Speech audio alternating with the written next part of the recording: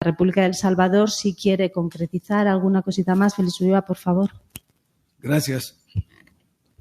Bueno, en el exordio que hice y que era necesario para poder escuchar esta presentación magistral del secretario general, porque permitía pensar un poco fuera de la caja, sobre todo con una presencia súper calificada de expertos, de profesionales en cada uno de los ramos, y que había que darle espacio a esa idea de la que nos decía el secretario general de Víctor Hugo, y que yo llamo la obligación de los líderes de soñar, de ver el horizonte, de ir más allá de las aproximaciones, de los análisis, de los diagnósticos técnicos que trabajan con datos duros de la realidad y que son absolutamente necesarios e indispensables para la construcción de los grandes proyectos. Pero ese no es el trabajo de los líderes. Hemos escuchado a un líder centroamericano dándonos esa visión, marcando ese horizonte y llamándonos a hacer historia. Entonces el exordio, si ustedes ven, terminaba con esa metáfora de la casa común de Centroamérica, que repito, no es una novedad, está planteada en la Declaración de Managua de septiembre de 1997. Por tanto, es un compromiso que tenemos los centroamericanos de construir esa casa común. Pero como hay que pasar de las metáforas a los hechos de la realidad concreta, y para terminar, después del exordio, con una especie de epílogo para concluir en qué es ese llamado que queremos hacer desde la presidencia pro tempore, en este liderazgo del presidente Bukele, que quiere aprovechar este momento en el que Centroamérica puede dar ese salto de calidad para construir el espacio comunitario. Queremos aterrizar diciendo que la idea de la casa común es la construcción del Estado centroamericano. El Estado que tiene que estar gobernado, si queremos, mediante una democracia parlamentaria, posiblemente no con una monarquía, porque nuestras constituciones ya establecen en sus cláusulas pétreas los sistemas republicanos, pero sí una república en la que las tres funciones fundamentales puedan llevarse a cabo de manera plena. Por eso reiteramos la necesidad de otorgarle al Parlamento Centroamericano la capacidad plena de legislar. La necesidad de convocar a los estados que aún no son miembros de la Corte Centroamericana de Justicia para que podamos tener un tribunal comunitario con capacidad de resolver y dirimir los conflictos con el sistema normativo comunitario. Y unas cumbres presidenciales en las cuales, que es lo más regular que tenemos por las presidencias pro tempore, se vaya desarrollando ese diálogo político que tanto ha insistido el secretario general Vinicio Cerezo. Y ya no es en abstracto, nos ha planteado, y ahí era la idea de hacer el exordio inicial para que ustedes vieran que en este proyecto que nos presenta hay aspectos sumamente claros que pueden darle la identidad, la personalidad, el perfil, el diseño de ese proyecto que él presenta. Son los 7 puntos de la agenda que se están marcando ahí, que trasciende los ODS, que los sintetiza, que de 17 pasa a 7, que de 2030 pasa al 2040. Es decir, hay una verdadera elaboración propia hecha aquí en Centroamérica desde la Secretaría de Integración Centroamericana, es decir, desde el SIC. Es un producto propio, elaborado y que hay que trabajarlo. Y él se refería, por ejemplo, en temas como se nos está agotando el bono demográfico. Bueno, si hablamos del Estado centroamericano, tenemos que referirnos necesariamente a sus 3 elementos formales: la población, el territorio y el sistema jurídico, político, normativo. Entonces, ¿cómo está la situación de la población centroamericana? ¿Qué tenemos en este momento como temas centrales de la población centroamericana?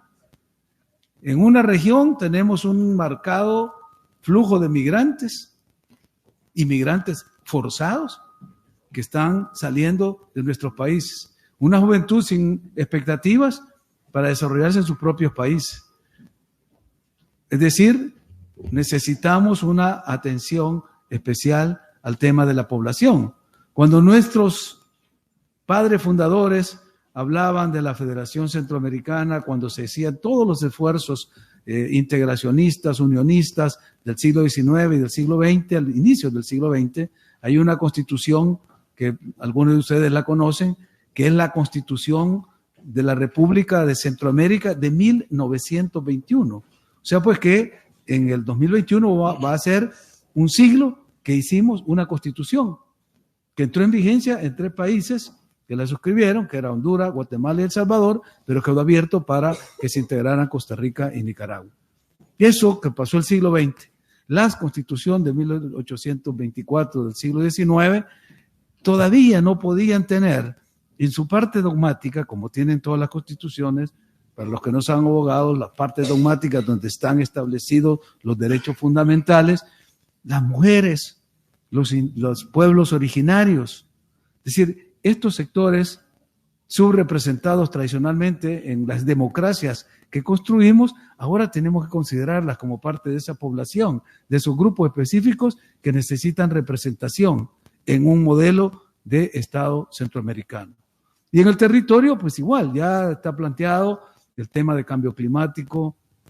Hay muchos temas que tienen que ver con la situación del territorio. Recordemos que no solo tenemos la situación privilegiada de ser ese puente natural entre las 2 masas continentales o entre los 2 océanos. También es una de las zonas de mayor vulnerabilidad, con mayores propensión a desastres naturales, terremotos, ciclones, huracanes, en fin. El Mitch de 1998 nos dio la muestra de que tenemos que estar unidos para enfrentar a la naturaleza, porque también la naturaleza no respeta fronteras ni reconoce gobiernos. Entonces tenemos que estar listos para atender el tema territorial desde esa perspectiva. Y no digamos ya en la cuestión del régimen político, jurídico, institucional.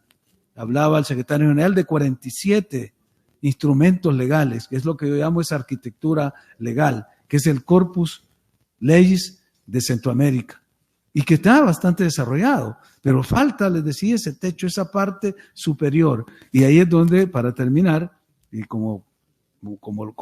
el llamado que queremos hacer a lo que ya anunciaba el secretario general, a esta reunión de vicepresidentes, convocarlos para conversar con ellos. Tal vez no en una reunión de claustro como la que se tuvo en Esquipula, posiblemente es un lugar más cómodo, pero que nos permita reflexionar sobre la necesidad de activar ese mecanismo para sentar las bases de la Unión. Ese es el mensaje.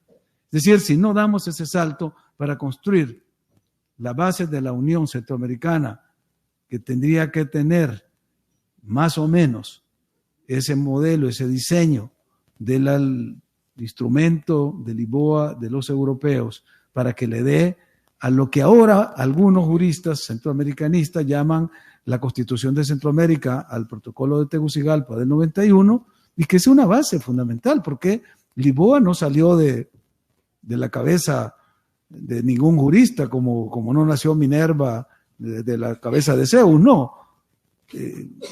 Lisboa es la construcción de muchos acuerdos después del acuerdo del carbón y el acero del 51 hasta Maastricht del 92, y luego ese proceso de discusión y de construcción hasta llegar a ese tratado constitutivo de la Unión Europea, que para nosotros sería justamente crear esa base para la Unión Centroamericana. Así que yo terminaría esta reflexión haciendo ese llamado para que ustedes, que han sido los orfebres, los artesanos, los profesionales que han estado trabajando en el día a día en cada una de las secretarías, subsecretarías, organismos especializados, toda esta arquitectura que tiene el sistema, piensen en que la gobernanza del nuevo Estado centroamericano necesita ya la construcción para el techo de esa casa común. Y esa está en los 3 órganos fundamentales, que es un parlamento, un tribunal y un ejecutivo